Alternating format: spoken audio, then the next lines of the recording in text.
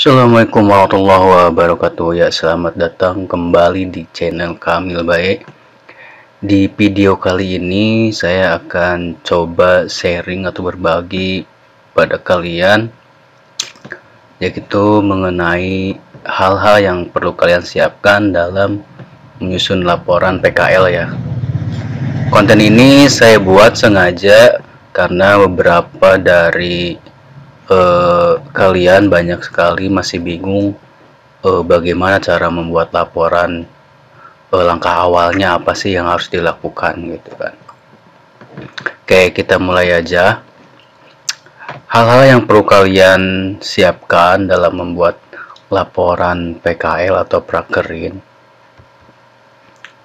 Pertama yaitu kalian harus tahu format penulisan laporan PKL kalian. Nah, di sini format penulisan laporan PKL kalian itu biasanya kalian dapatkan dari sekolah kalian masing-masing ya, atau mungkin biasanya sudah disatukan di dalam jurnal kalian. Kalau misalnya tidak ada, kalian bisa tanyakan ke guru pembimbing atau ke sekolah kalian format penulisan laporannya apa aja. Nah, di sini saya sudah rangkum format penulisan laporan yang umum sering saya terima dari beberapa subscriber. Pertama biasanya itu di ukuran kertasnya. Ini umum ya. Biasanya penulisan laporan atau skripsi juga udah di ukuran kertasnya di A4. Kemudian yaitu margin atau jarak tepinya. Margin dan jarak tepi itu umum yang sering digunakan itu menggunakan 433. Maksud 433 ini adalah ukuran bagian tepi atas, sisi kanan, kiri, bawah, dan sisi atas, bawah, dan sisi kanan, kiri ya maksudnya. Oke, kalau kita lihat di sini, saya coba praktekkan. Nah, ini kalau kalian mau melihat ukuran kertas ada di layout, kemudian di size. Nah, ini udah ukuran A4, kalian tinggal klik di sini. Kemudian misalnya untuk margin, di sini ada margin. Nah, cara settingnya kalian tinggal ke custom margin. Nah, di sini untuk topnya, sisi bagian atas itu 4, left itu 4, button itu bagian bawah 3, kemudian right-nya 3. Jadi saya sering sebutnya 4433 gitu. Nah, itu ya untuk marginnya. Kemudian berikutnya itu spasi, jarak spasinya ya. Itu jarak spasinya biasa ada dua jenis yang sering digunakan, itu antara 1,5 atau 2 spasi ya. Jadi pas jarak spasi paragrafnya itu menggunakan berapa spasi. Nah, ini kalian harus perhatikan. Kemudian ada jenis huruf. Jenis huruf itu atau font ya. Biasanya umum itu menggunakan Times New Roman. Ada misalnya ketentuan dari sekolah lain itu beda-beda ya. Bisa menggunakan jenis huruf lainnya. Kemudian juga ukuran huruf sama judul dan subjudulnya atau teksnya atau paragrafnya. Ukuran hurufnya berapa, di judulnya berapa, kalau yang di subjudulnya itu berapa ukuran hurufnya. Kemudian ada format paragraf. Nah, biasanya menggunakan format paragrafnya itu justify. Saya sedikit contohkan. Nah, kalau spasi itu kalian bisa lihatnya di menu home. Nah, di sini ada spasi. Nah, di sini bisa kalian pilih dari sekolah kalian itu ditentukannya 1,5 atau 2 gitu kan. Misalnya nih ada paragraf. Nah, antara ini itu kalian tinggal pilih 1,5 atau 2 di sini. Kemudian ukuran huruf itu biasanya untuk cover. Untuk cover itu biasanya ini ukuran hurufnya 14 dengan jenis hurufnya Times New Roman. Ini umumnya ya. Jadi untuk ukuran huruf judul di cover itu biasanya ini 14. Ini udah pasti 12. Ukuran huruf paragraf biasa ini ukuran hurufnya 12. Nah, ini nama sekolah biasanya ukuran 14. Setelah ukuran ini dari cover, biasanya langsung semuanya 12 ukurannya gitu. ukurannya 12 gitu, cuman ada huruf besar sama huruf kecil atau kapitalnya gitu ditentukan. Format penomoran. Nah, format penomoran ini biasanya ada dua jenis ya. Format penomoran itu biasanya dari halaman judul itu tidak ada nomornya. Nah, dari lembar pengesahan sampai dengan sebelum bab 1 itu daftar isi menggunakan Romawi. Nah, kata pengantar sampai daftar isi itu menggunakan Romawi. Bahkan sampai daftar gambar, daftar tabel gitu kan, itu menggunakan Romawi di sini. Contoh misalnya format page numbernya di sini. Nah, ini ada Romawi sama angkanya, kalian tinggal setting. Nah, cara penomorannya bisa kalian lihat di video tutorial saya di sebelumnya, langkah-langkahnya ya.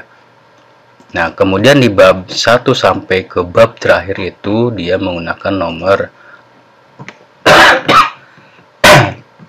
dia menggunakan nomor angka ya, 1 sampai berapa halaman.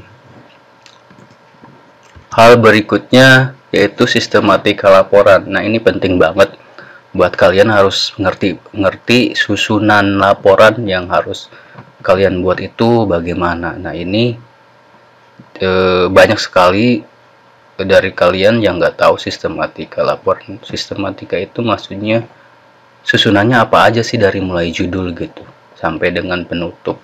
Nah, ini biasanya kalian harus didapatkan dari sekolah kalian ya. Kalian bisa tanyain ke guru atau ke sekolah lah.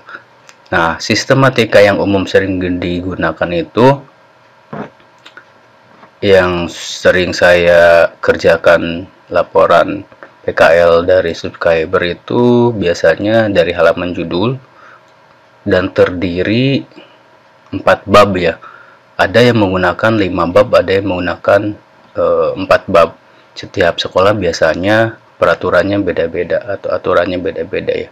Susunannya beda-beda. Nah, makanya nih sebelum kalian membuat laporan, kalian harus tanyain dulu tuh sistematika atau susunannya bagaimana. Nah, halaman judul, nah biasanya sudah ada contoh halaman judulnya, dikasih contoh sama sekolah bagaimana halaman judulnya. Kemudian lembar pengesahan, itu penting. Lembar pengesahan itu biasanya ada yang 2 lembar atau 3. 2 lembar itu biasanya antara hanya lembar pengesahan sama lembar penguji. Kemudian ada lembar pengesahan sekolah. Nah, ini yang 3 halaman ya. 3 lembar itu ada lembar pengesahan sekolah, ada lembar pengesahan dari perusahaan sama lembar pengesahan penguji. Nah, kalau 3 biasanya lebih lengkap. Kalau 2 itu biasanya hanya lembar pengesahan yang umum, yang isinya itu pembimbing perusahaan, pembimbing sekolah sama kepala sekolah. Kemudian lembar moto sama lembar persembahan. Nah, ini lembar moto dan persembahan ini biasanya opsional ya. Ada sekolah yang menggunakan atau tidak yang menggunakan. Selanjutnya masuk ke kata pengantar. Kata pengantar udah pasti ya ada ya di kata pengantar. Kemudian daftar isi harus dibuat, daftar isinya, susunannya, kemudian daftar gambar, kemudian daftar tabel. Daftar tabel ini jika ada di laporan kalian, misalnya ada susunan membuat tabel atau ada tabel yang kalian gunakan, berarti harus ada daftar tabel. Kemudian daftar lampiran. Di daftar lampiran ini terdiri dari jurnal kegiatan, absensi, foto kegiatan, dan hasil proyek kegiatan. Itu opsional ya, biasanya sekolah ada ketentuan lain. Misalnya hanya jurnal kegiatan atau absensi sama foto kegiatan, itu juga udah masuk ke lampiran. Kemudian di bab 1 ada bab pendahuluan ya. Di bab pendahuluan itu umumnya itu biasanya ada latar belakang, ini tentang PKL atau alasan memilih judul. Kemudian tujuan PKL, manfaat PKL, waktu dan tempat PKL, sama metode pengumpulan data. Kemudian di bab 2 itu gambaran umum perusahaan. Di gambaran umum perusahaan ini pasti beda-beda ya di setiap laporannya, karena kalian tempat PKL-nya pasti berbeda-beda. Cuman informasinya yang harus kalian dapatkan dari perusahaan itu yang paling wajib ya atau penting harus kalian dapatkan itu sejarah perusahaan, visi misinya, sama struktur organisasi. Udah cukup itu ya 3. Kalau misalnya mau ada tambahan ya tugas dan fungsi perusahaan itu apa, maksudnya itu tugas dan fungsi perusahaan itu di bagian-bagian di struktur organisasinya itu tugas dan fungsinya apa aja gitu. Kalau ada itu opsional ya, pilihan. Kalau nggak ada berarti 3 ini aja udah cukup. Nah, ini dari mana dapatkannya informasi ini? Kalian bisa minta ke bagian staff, atau mungkin kalau jika ada website perusahaannya, kalian bisa kopas dari situ. Kemudian di bab 3 itu ada kegiatan dan pelaksanaan PKL. Nah, ini bagian intinya ya di kegiatan pelaksanaan PKL-nya. Isinya itu di bagian pertama kegiatan. Jadi kegiatan itu kalian merangkum kegiatan PKL apa saja yang sudah kalian lakukan. Dirangkum itu maksudnya yang ada di jurnal ya, di jurnal kalian sudah melakukan apa saja, kalian rangkum. Nanti saya akan coba contohkan gambarannya ya. Kita jelasin dulu sistematikanya. Kemudian di bagian pelaksanaan. Nah, di bagian pelaksanaan ini pemahaman materi. Sebelum masuk ke pelaksanaan ini kalian harus tahu pemahaman materi atau teorinya gitu, baru kalian nanti masuk ke langkah-langkah kegiatan yang sesuai judul yang kalian ambil. Kemudian poin ketiganya itu kesan dan kendala di tempat PKL itu apa aja, kalian bisa dijelaskan. Kemudian di bab terakhir, bab penutup, itu udah pasti ada 2 poin biasanya, kesimpulan dan saran ya. Kemudian daftar pustaka. Daftar pustaka ini kajian atau teori yang telah kalian dapat dicantumkan di bagian daftar pustaka ini, termasuk link yang sudah kalian kunjungi untuk mencari tentang teori atau informasi yang berhubungan dengan judul kalian. Kalian harus cantumkan linknya di daftar pustaka ya, di kopas saja. Kemudian lampiran. Di halaman lampiran itu udah pasti kalian harus melampirkan fotokopi atau fotokopi semua berkas hasil PKL. Contohnya absen, jurnal, nilai, dan lain sebagainya. Kalian fotokopi tuh nanti dilampirin. Kemudian foto kegiatan bisa kalian masukin atau input ke dalam Word, dibuat berapa lembar, cetak, kemudian lampirkan di halaman yang paling belakang. Itu namanya lampiran. Kemudian saya kalau contohkan laporannya seperti ini ya. Nanti saya coba. Oke.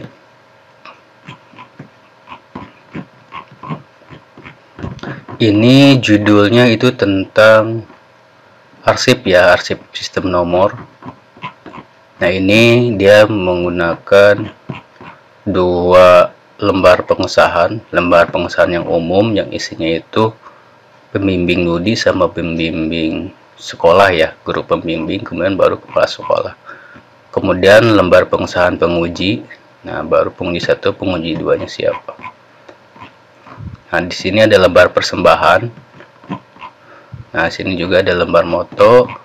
Nah, kata pengantar. Nah, kata pengantar itu kalian bisa cari di internet, banyak banget. Kalian kopas aja di sini, nanti kalian tinggal rubah di kata pengantarnya yang akan kalian ucapkan sebagai ucapan terima kasih kepada siapa aja, kalian urutkan di sini. Kemudian daftar isi. Cara membuat daftar isi sudah saya jelasin di tutorial, tinggal cari. Daftar gambar. Nih, ke daftar gambar, kalau misalnya ada daftar gambar di laporan kalian, berarti tinggal buat daftar gambarnya. Cara membuat daftar gambar ada juga di video saya sebelumnya. Daftar lampiran juga.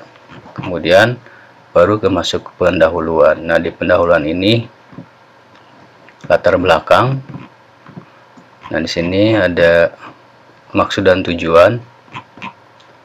Kemudian manfaat sama metode, waktu dan tempat pelaksanaan, dan metode pengumpulan data. Kemudian bab 2-nya keadaan umum perusahaan atau gambaran umum perusahaan, ini sejarah singkatnya. kemudian visi misi, struktur organisasi. Udah sebenarnya cukup ya sampai sini. Kalau misalnya kalian ada tambahan di bagian tugas pokok dan fungsi unit kerjanya itu, kalian kalau misalnya ada informasinya tinggal kopas aja. Kemudian masuk ke bab 3. Oke, bab 3 ini kegiatan dan pelaksanaan. Nah, di kegiatan dan pelaksanaan ini nanti contoh misalnya di bagian 3.1 bab 3 bagian 1 itu kegiatan. Nah, di sini kalian tidak harus mengetik semua kegiatan yang ada di jurnal. Kalian jadi sudah dirangkum, sudah melakukan apa saja di dalam jurnal. Nah, dirangkumnya itu kegiatan yang berbeda ya. Kalau misalnya kegiatan dalam seminggu hanya mengisi berkas pengerasipan, ya udah berarti buat 1 poin aja. Misalnya dirangkum dari total kalian PKL itu ada 10 kegiatan yang berbeda, berarti kalian di sini ada 10 kegiatan yang berbeda. Pelaksanaan. Nah, di sini di pelaksanaan ini sebelum kalian menjelaskan judul yang sudah kalian pilih, kalian harus mencari informasi atau kajian teorinya ya yang berhubungan dengan judul kalian. Contoh misalnya kalian tentang pengarsipan atau apapun itu, kalian cari pengertian arsip, kemudian jenis arsip atau fungsi arsip dan lain sebagainya. Kalau misalnya jurusan lain ya silakan kalian cari yang berhubungan dengan judul. Baru nanti kalian masuk bagian intinya yang berhubungan dengan judul kalian. Nah, ini baru penataan penyimpanan arsip sistem nomor misalnya, dimana nah ini kalian jelaskan yang sudah kalian lakukan itu langkah-langkahnya bagaimana di sana gitu. Tuh. Nah, ini baru kegiatan intinya gitu, kegiatan yang sudah kalian lakukan itu langkah-langkahnya bagaimana gitu sesuai judul. Kalau sudah, nanti masuk ke poin 3 itu kesan dan kendala pelaksanaannya bagaimana, kesannya bagaimana, kendalanya bagaimana. Baru bab penutup itu tinggal kesimpulan sama sarannya. Ya itu ya maksudnya. Kemudian daftar pustaka ini udah jelas. Kalau misalnya kalian dapat dari buku, penulisan daftar pustaka itu ada formatnya. Nah, formatnya berarti biasanya nama penulis itu